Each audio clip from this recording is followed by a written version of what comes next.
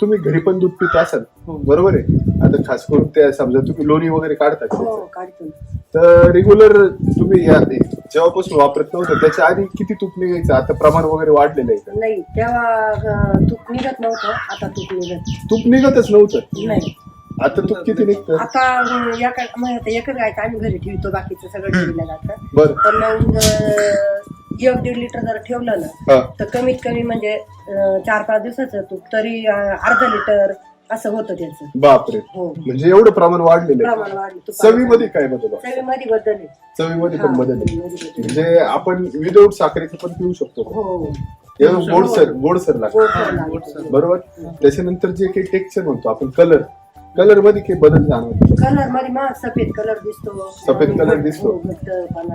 आणि काढताना असं बादली सुद्धा एकदम घट दिसत. एकदम घट्ट दिसतं काढताना.